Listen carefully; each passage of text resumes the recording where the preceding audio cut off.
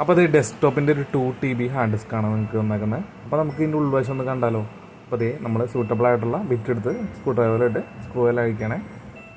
എല്ലാ സ്ക്രൂ അഴിച്ചതിന് ശേഷം നമ്മുടെ ലേബലിൻ്റെ അടിയിലൊരു സ്ക്രൂവും കൂടി വരും, അതും കൂടി അഴിക്കണം കേട്ടോ. അപ്പോൾ നമ്മൾ വീഡിയോ നല്ല സ്പീഡാക്കിയിട്ടുണ്ട്. അപ്പോൾ ജസ്റ്റ് ഒന്ന് കാണിച്ചു തരാൻ വേണ്ടിയാണ് നിങ്ങൾക്ക് ഇതിൻ്റെ ഉള്ളിൽ 2 TB വരുമ്പോൾ പ്ലേറ്റുകളുടെ എണ്ണം കൂടും, അതുപോലെ തന്നെ റീഡിങ് ഹെഡിൻ്റെ എണ്ണം കൂടും. അങ്ങനെയാണ് ഒരു ഈ സൈസിൽ തന്നെ അറേഞ്ച് ചെയ്ത് വെക്കുന്നത് കേട്ടോ. അപ്പോൾ നമ്മൾ ഇതിൻ്റെ ചുറ്റൊരു ഇതും കൂടി കാണും.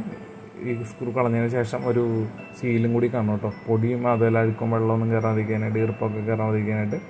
ഹ്യൂമിഡിറ്റി വന്നു കഴിഞ്ഞാൽ ഹാർഡ് ഡിസ്കിൻ്റെ പെർഫോമൻസ് ചേഞ്ച് വരും. അപ്പോൾ അത് അങ്ങനെ വരാതിരിക്കാൻ വേണ്ടിയാണ് അങ്ങനെ ഒരു സീൽ കൊടുത്തേക്കുന്നത്. ഇപ്പോൾ നിങ്ങൾക്ക് കാണാൻ പറ്റി മഞ്ഞ കളറിൽ കാണുന്നതാണ് സീൽ കേട്ടോ. അത് ഇങ്ങനെ ചുറ്റും ഉണ്ടാവും. അപ്പോൾ നമ്മളത് ഒഴിവാക്കാം. അത് ഇതാണ് അതിൻ്റെ റീഡിങ് ഹെഡ്. ഈ ഹെഡിൻ്റെ അറ്റത്ത് മൈക്രോസ്കോപ്പിക് ആയിട്ടുള്ളൊരു റീഡിങ് കമ്പോണൻറ്റ് വരും.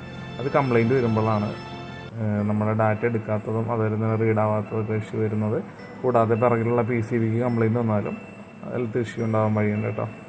ഹാർഡ് ഡിസ്ക് നിങ്ങൾ ഒരിക്കലും ഇതുപോലെ എക്സ്പോസ് ആയിട്ട് അഴിക്കാൻ പാടില്ല. അതിൻ്റെ ഡാറ്റയൊക്കെ നഷ്ടപ്പെടാൻ വഴിയുണ്ട്. അതുപോലെ തന്നെ പൊടിയൊക്കെ കയറി കഴിഞ്ഞാൽ കംപ്ലൈൻറ്റ് വരും ഇതിൻ്റെ ഹെഡെല്ലാം. അപ്പോൾ നമ്മളിത് കേടായതുകൊണ്ടാണ് അഴിച്ചത് കേട്ടോ. ആ വീഡിയോ ഇഷ്ടപ്പെട്ടാൽ ഒന്ന് ലൈക്ക് ചെയ്യുക, സപ്പോർട്ട് ചെയ്യുക നമ്മളെ.